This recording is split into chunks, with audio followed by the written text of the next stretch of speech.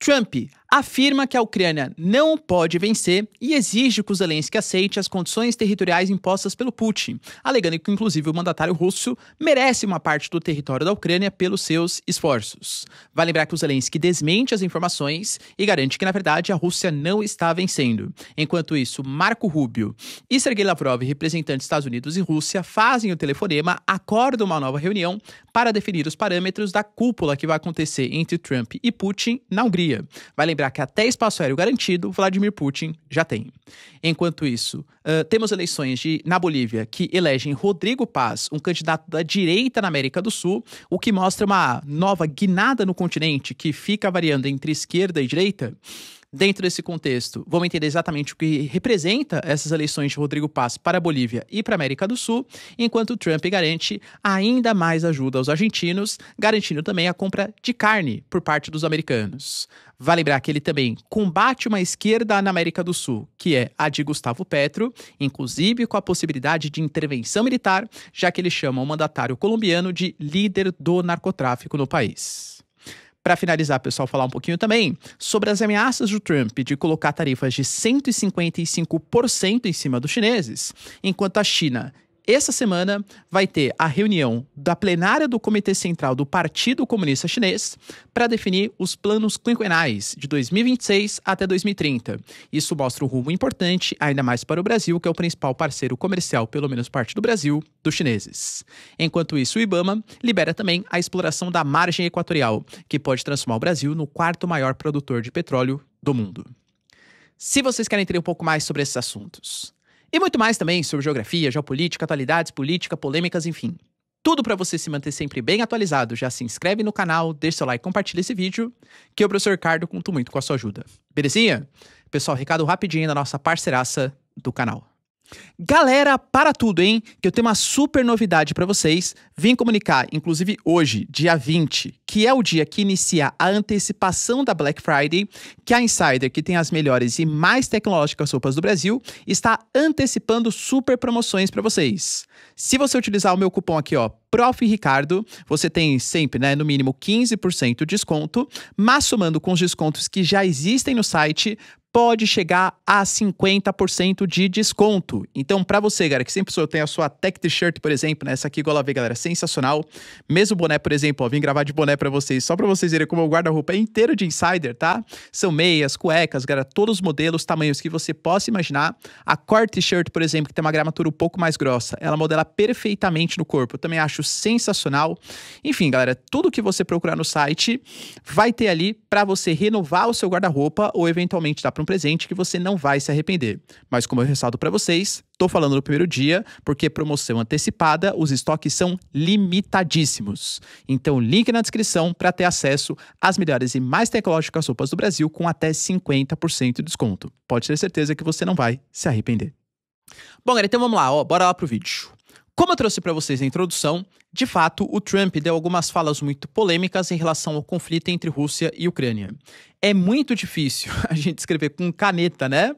Exatamente o que ele está falando, porque ele muda de opinião todos os dias. Mas, se ele tinha críticas severas ao Putin, que ele não acreditava no cessar-fogo, poxa, foi só um telefonema acontecer, uma conversa entre o mandatário russo e o mandatário norte-americano, que aparentemente as opiniões já mudaram bastante. Ele, inclusive, colocou, né, que aparentemente o Putin está, assim, disposto à paz. Se ele estava considerando ceder os mísseis Tomahawk, mísseis de longo alcance, ele fala que não é a melhor proposta agora para conseguir estabelecer uma paz, já que isso aumentaria as animosidades entre Ucrânia e Rússia, e não é isso que ele deseja. E no telefonema, na reunião que ele teve ali presencial, inclusive, né, na Casa Branca com o Zelensky, foi retratado pela Financial Times, que é a mídia super importante do Ocidente, que o tom ele ficou um pouco mais acima do que a gente esperava, tá? Segundo a Financial Times, o Trump ele cobrou o Zelensky para que ele aceitasse as terras da Rússia, alegando que o Putin, no seu telefonema, ameaçou que se as condições propostas ofertadas pela Rússia, que são condições muito boas, segundo o Putin, não fossem aceitas, ele iria destruir a Ucrânia. E o Trump falou publicamente que ele não acredita numa chance de vitória dos ucranianos. Falou, pode acontecer, tudo pode acontecer. Mas eu, particularmente, não acredito. Inclusive, segundo a Financial Times e corroborado por outras mídias ocidentais, a proposta que o Putin ofereceu foi devolver algumas porções de Zaporizhia e de Kherson para os ucranianos, só que tem em troca a integridade dos territórios de Donbass, ou seja, Lugansk e Donetsk, sendo que parte ali ainda estão dominados pelos ucranianos, né? Então, essa teria sido a proposta. Inclusive, a ideia é que o Steve Witkoff, o representante dos Estados Unidos, que teria oferecido, entre aspas, essa ideia para o Putin, depois o Trump repassou para o Zelensky, e o argumento do Steve Witkoff é que foram realizados referendos, pesquisas populares, e essas regiões, que são regiões de maioria russa, que se fala russo, tem influência do russo, preferiram ficar com a Rússia. O Zelensky argumentou que isso deveria ter passado por um plebiscito, por algum tipo de argumento ali nos ucranianos, porque ele nem pode ceder território, porque isso é contra a própria Constituição ucraniana. E alegando que se a Rússia faz um referendo que não é reconhecido pela comunidade internacional, e isso é argumento para definir qual território deve ser russo ou não, e se a Rússia fizer uma nova lei, uma nova participação, um novo referendo, uma nova invasão, e definir que uma nova parcela de território tem que ser deles, a Ucrânia vai ser obrigado a aceitar isso? Então o Zelensky admitiu que não cede nenhum centímetro quadrado para os russos. Pelo menos, claro, nos argumentos que ele utiliza publicamente. Só que o Trump, ele deu uma outra entrevista que não foi um argumento direto contra o que o Zelensky falou, mas foi meio como uma indireta. Palavras do Trump, hein? O que você toma com a força do sangue deve ser seu. Eu sei que o Putin vai querer levar alguma coisa. E, aliás, os Estados Unidos são o único país do planeta que fazem intervenções, vencem os conflitos e não tomam um pedaço de território. Eu não sei se ele levou isso num sentido positivo da coisa ou num tom um pouco crítico, né? Poxa, a gente vai lá, faz intervenção no Afeganistão, e não toma nenhum território.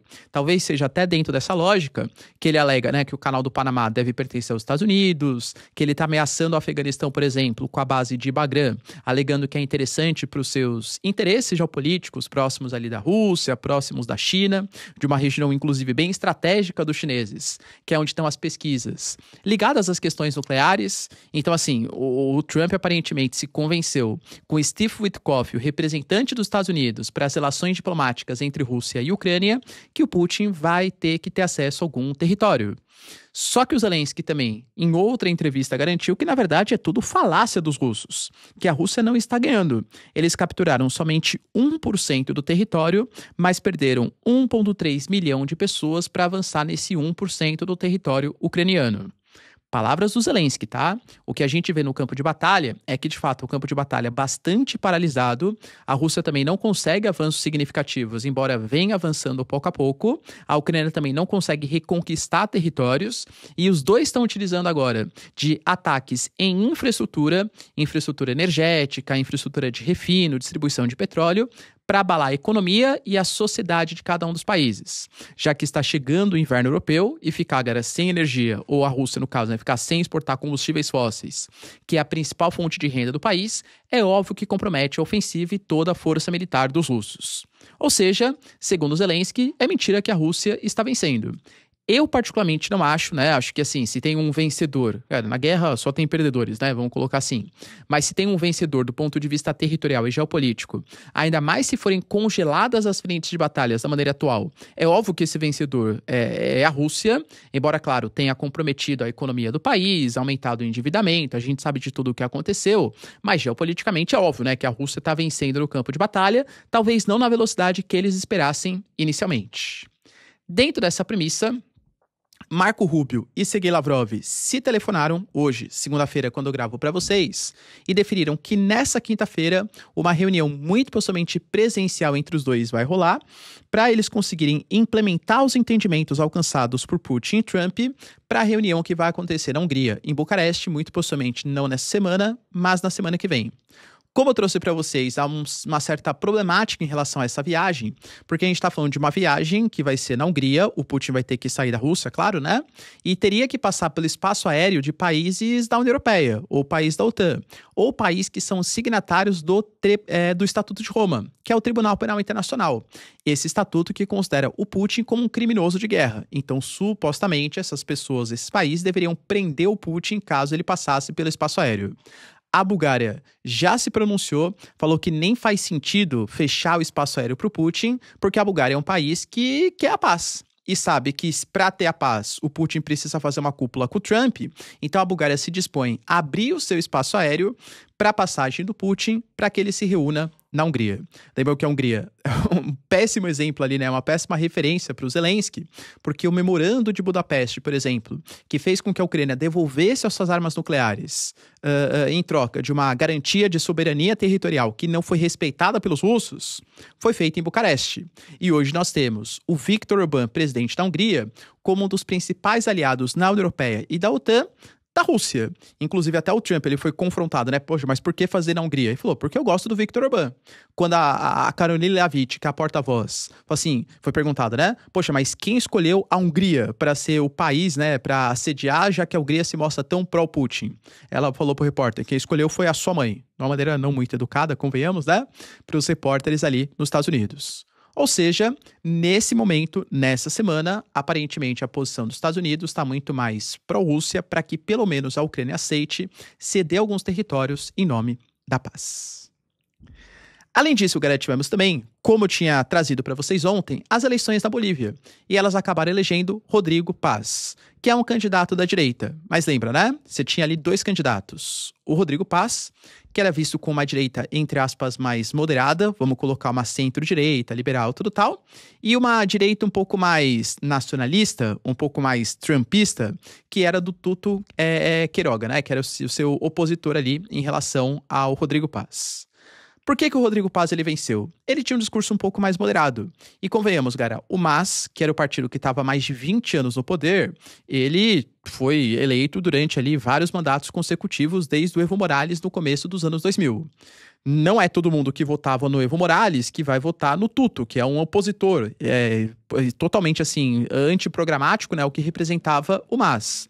Então, o Rodrigo Paz ele representa uma mudança no sentido econômico, mas ele promete fazer o que ele chama de capitalismo social, ou seja, privatizar alguns setores da economia, abrir o mercado, adotar medidas de ajuste fiscal, algumas medidas de austeridade, mas sem esquecer as populações mais vulneráveis bolivianas.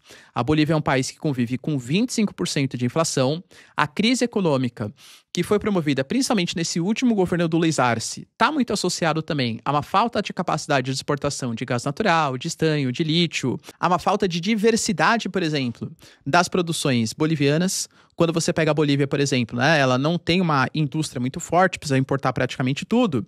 E se você não consegue exportar suas commodities, você não tem dólares para conseguir importar produtos, gerando um desabastecimento. Então ele promete uma nova Bolívia, uma Bolívia que não é socialista, ele mesmo falou isso, uma reforma econômica mais liberal, mas sem esquecer os princípios sociais. Por que isso é muito relevante, né? Primeiro porque, assim, do ponto de vista diplomático, o opositor ao Rodrigo Paz, né, que quase venceu o processo eleitoral, ele tinha uma conduta um pouco mais grave no sentido geopolítico da coisa, alegando que ele ia se afastar dos chineses, que o Brasil tinha uma postura imperialista, que ele ia se aproximar dos Estados Unidos, que ia sair dos BRICS, que ia sair do Mercosul. Não. O Rodrigo Paz ele tem uma postura um pouco mais conciliatória. Ele fala de uma relação pragmática com o Brasil, que ele vai negociar, que o Brasil é o principal parceiro econômico, mas que os Estados Unidos também têm uma importância ímpar aí para as relações geopolíticas bolivianas. Mas percebam que é mais um país de direita que está entrando, né? Ou que um representante de direita que está entrando na América do Sul. Teremos aí, por exemplo, no futuro próximo, eleições no Chile, em que o CAST, que é também um cara de direita, é o grande favorito para substituir o Gabriel Boric, atualmente um presidente de esquerda, e as eleições na Colômbia, que também vão acontecer no futuro próximo, com o Gustavo Petro, um presidente de esquerda, um ex-guerrilheiro do M19, perdendo bastante popularidade. E percebam que a Bolívia ainda não, mas excetuando a Bolívia, na Venezuela a gente percebe uma intervenção muito grande dos Estados Unidos. Na Argentina, vou citar para vocês daqui a pouquinho o caso da Argentina, né, da ajuda econômica de 20 bilhões, tudo tal. No Equador, por exemplo, Daniel Noboa, até bases militares estão sendo questionadas. E na Colômbia, um país super importante, por exemplo, que é, historicamente, o principal aliado dos Estados Unidos da América do Sul, o Gustavo Petro representa um entrave nos interesses dos Estados Unidos. A Colômbia, por exemplo, ela sempre contou com a ajuda dos Estados Unidos, já que os americanos alegavam que estavam interessados em combater a atuação dos cartéis e dos enfim, né, que existiam ali na Colômbia. E a relação sempre foi muito próxima entre Estados Unidos e Colômbia, inclusive com subsídios, programas de incentivo, combate ao narco, enfim, em troca, claro, de uma atuação militar dos Estados Unidos em solo colombiano. O governo Gustavo Petro, preocupado com as sanções, com os boicotes, com a exclusividade de mercados, resolveu se aproximar dos chineses, abrindo comércio, estabelecendo relações. A Colômbia, por exemplo, quer se inserir na nova Rota da Seda. A Colômbia, por exemplo, quer se inserir também nos BRICS. E a Colômbia, que tem hoje os Estados Unidos como seu maior parceiro comercial, está em busca da diversificação de mercados.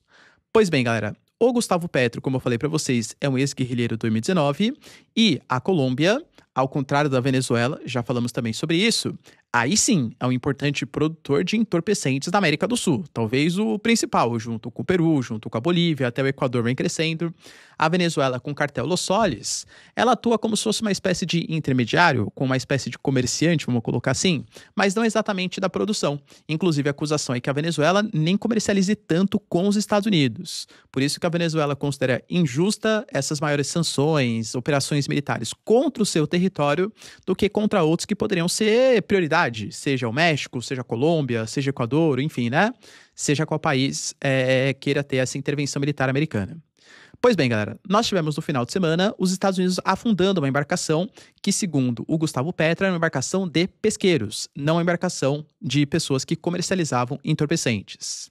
Isso fez com que a Colômbia criticasse muito a postura americana, alegando que estava aguardando explicações, porque que atacaram uma embarcação civil no território, nas águas marítimas colombianas. O Trump, ele rejeitou as acusações, falou que era mentira do Gustavo Petro e que o Gustavo Petro não combate o narcotráfico como deveria, porque é um líder também do narcotráfico. E que, inclusive, sendo essa liderança, ele sabia que era uma importante fonte de divisas, fonte de renda para a Colômbia, a negociação de entorpecentes. Então, Gustavo Petro é um inimigo dos Estados Unidos. Cancelam-se os subsídios para o combate ao narcotráfico, cancela algumas parcerias econômicas, inclusive com o aumento de algumas tarifas, algumas barreiras alfandegárias e, para piorar a situação, como eu falei para vocês, a nomeação do Gustavo Petro como líder do narcotráfico. A mesma classificação que é dada para o Nicolás Maduro, que está com um alvo aqui na testa, com a possibilidade de uma intervenção militar americana. Professor, será que então acontecerá uma intervenção militar no território colombiano? É a expectativa, é o medo, inclusive, do Gustavo Petro. Tanto que, por exemplo, né? O Gustavo Petro respondeu e falou que o que está acontecendo é que o Trump é um grosseiro e um ignorante e que tentar promover a paz não é ser um traficante e que as falas que o Trump está falando para a Colômbia, na prática, só estão ameaçando a soberania colombiana. Por isso, houve a convocação do embaixador dos Estados Unidos para a prestação de consultas, tudo tal, mas a gente sabe que a relação entre os dois estava péssima. Por exemplo, quando o Gustavo Petro fazia o discurso na Assembleia da ONU, eu até trouxe para vocês na época, ele foi ali ao público e falou que os militares americanos deveriam desobedecer o Trump, já que ele estaria cogitando fazer uma intervenção armada na América Latina, por conta das ameaças contra a Venezuela e tal. Pô, cara, você sugerir para os militares americanos desrespeitarem o presidente dos Estados Unidos em solo americano, ele teve o visto cancelado, né? Não pode mais entrar nos Estados Unidos, enfim, tudo por conta aí das declarações. Claro que isso é muito preocupante para os Estados Unidos, porque a Colômbia, se desassociando dos americanos, se aproxima dos chineses, mas você pode pensar com viés, poxa, aumentar as tarifas, romper relações, cortar subsídios. Para um presidente que já não está tão popular, pode representar em um futuro próximo, nas próximas eleições, a eleição de um governo mais à direita, que é do interesse dos Estados Unidos. E aí, galera, será que isso de fato vai acontecer? Vai lembrar que a gente teve, por exemplo, o Trump até mesmo colocando o pacote para valer dos 20 bilhões de dólares para a Argentina. E além desses 20 bilhões de dólares, ainda colocou a possibilidade de comprar carne dos argentinos. Hoje, os dois principais produtores de carne que vendem sua carne para os Estados Unidos estão com problemas. O Brasil, porque foi tarifado em 50%, inclusive negociações vão acontecer no futuro próximo, né? O Brasil está até tentando antecipar tal. Aparentemente, os Estados Unidos perderam aquela volúpia, aquela vontade de fazer as negociações. O Brasil está tentando resolver logo esse processo.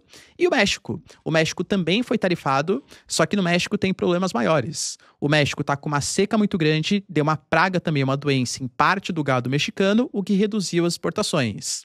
E aí, de novo, menos exportações significa carne mais cara, principalmente nos alimentos que afeta toda a população, é óbvio que isso vai reverter em queda de popularidade.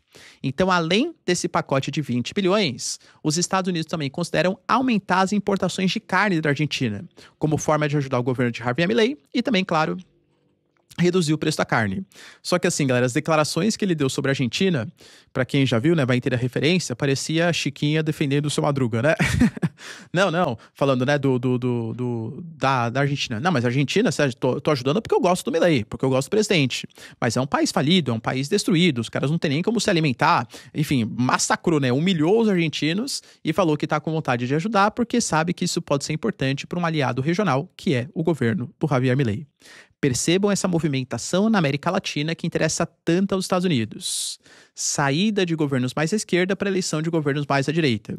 Convenhamos, cara, que ainda mais se o acordo entre Brasil e Estados Unidos não rolar da maneira como os americanos esperam, talvez seja de ainda maior interesse do governo americano que saia o presidente mais voltado para a esquerda, aliado dos BRICS, aliado da China, aliado da Rússia, para a ascensão de um governo mais pró-Estados Unidos, também no Brasil.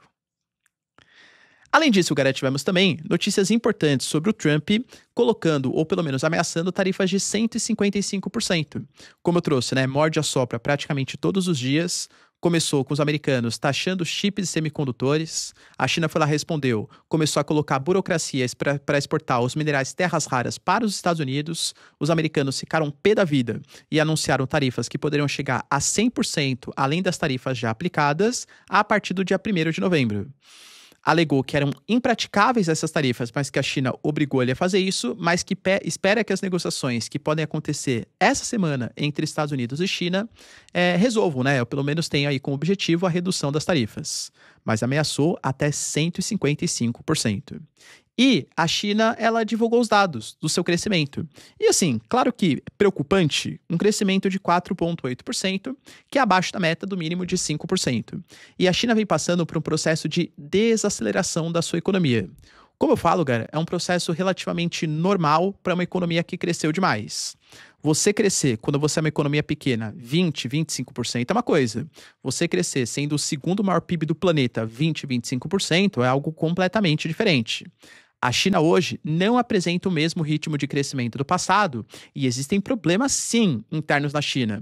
Seja no mercado imobiliário saturado, com as cidades fantasmas, seja, por exemplo, o mercado interno, que ainda consome muito pouco. A China está querendo mudar, né, um pouco o paradigma desse mercado para parar de depender tanto assim do mercado externo, uma desaceleração também do mercado imobiliário, como eu falei para vocês, que é um importante setor do crescimento chinês.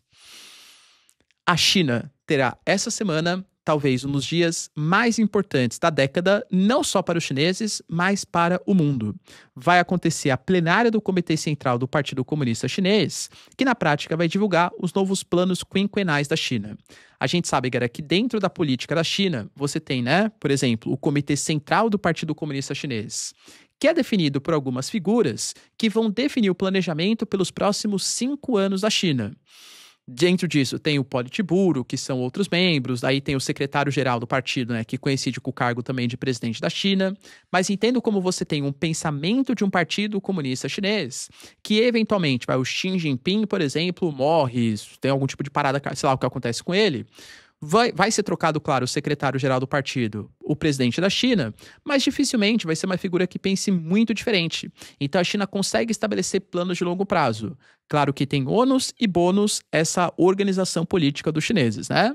Mas no sentido de conseguir desenvolver planos, é interessante. Quando a gente pega, por exemplo, alguns dos planos, na década de 80, para quem já estudou um pouquinho a história da China, sabe que a China mudou assim, sensivelmente, também por conta dessas mudanças nos planos quinquenais. Foi quando o grande salto adiante, promovido pelo Mao Tse-tung, depois a revolução cultural, promovida também pelo Mao Tse-tung, criou uma mão de obra qualificada, uma mão de obra mais barata na China, mas não trouxe exatamente os avanços sociais prometidos. E teve até algumas situações também de fome, de falha na organização política. O Deng Xiaoping, novo secretário-geral, ele assume o cargo em 78, né? E passa a definir, por exemplo, nos novos planos, a tal das modernizações chinesas. As zonas econômicas especiais, a atração de investimentos estrangeiros, aquele contexto que eu falo para vocês, né? Poxa, professor, mas então a China ela é socialista ou capitalista? Frase do Deng Xiaoping, não interessa a cor do gato, o que interessa é que o gato caça o rato. O que interessa é que a China vai crescer economicamente. E, de fato, a China se tornou um grande atrativo, né, para investimentos estrangeiros. Quando a gente pega, por exemplo, em 2010, também nessa plenária do Comitê Central, era o momento em que a China temia a questão da chamada armadilha da renda média. Se você olhar em grande parte dos países capitalistas, o que acontece? Você tem um deslocamento da indústria, porque os custos de produção eles são muito baratos, e isso vai gerando um desenvolvimento no país. Isso vai fazendo com que haja uma urbanização, um crescimento da renda, a mão de obra fica mais cara, os custos de produção aumentam, e não vale mais a pena para a indústria continuar produzindo naquele país. Então há uma nova desconcentração industrial e uma retração do crescimento econômico. E a China temia que isso também acontecesse no seu país. Através do novo plano quinquenal, eles definiram o que eles chamaram à época de indústrias estratégicas emergentes. Tecnologias verdes, fontes limpas, veículos elétricos, que, cara, convenhamos, é o que molda o crescimento econômico da China até hoje. A China até hoje é o país que mais investe em fontes limpas e alternativas de energia, embora ainda tenha o carvão mineral, que é o mais poluente dos combustíveis fósseis, como parte da sua matriz energética. Em 2020, por exemplo, eles fizeram o que eles chamaram ali, né, o Xi Jinping, de desenvolvimento de alta qualidade, investindo em setores tecnológicos. Então, por exemplo, DeepSeek, a Huawei, a Xiaomi, as várias marcas, né, de carros elétricos se consolidando no mercado mundial e superando até algumas marcas americanas, europeias, que são ultra tradicionais. Isso vem também dos últimos planos quinquenais. Por isso que eu falo, essa reunião que vai acontecer, mas só vai ser divulgado todos os parâmetros no ano que vem, claro que alguns ideais, devem ser compartilhados ainda essa semana, mas vão definir o futuro do crescimento da China nos próximos anos. Lembrando que a China é o maior parceiro comercial do Brasil. A China atravessa alguns problemas relacionados também às tarifas, retração de mercado, que nem eu falei. Penso eu que algo focado em incentivar o consumo interno para a China depender menos do mercado externo deve ser um dos paradigmas principais. E para finalizar, pessoal, temos também o IBAMA autorizando o Brasil a fazer a exploração da chamada margem equatorial brasileira. A gente está falando de uma reserva, ou pelo menos parte dela, né, que estabelece do Amapá até o Rio Grande do Norte, e o que foi liberado foi o Bloco 59, que fica ali a 500 quilômetros da Foz do Amazonas e mais ou menos a 175 quilômetros da nossa costa. Por que isso é polêmico? Assim, do ponto de vista de segurança energética para o Brasil, é sensacional. O Brasil, se confirmado, pode dobrar sua produção de petróleo e chegar a ser a quarta maior produção do mundo, só sendo superado pelos russos, americanos e também pelos sauditas. E isso pode ser importante na forma de royalties, exportação, enfim, para trazer divisas para o Brasil, que, claro, é sempre bom você exportar recursos financeiros. Então, economicamente falando, o potencial é gigantesco da margem equatorial.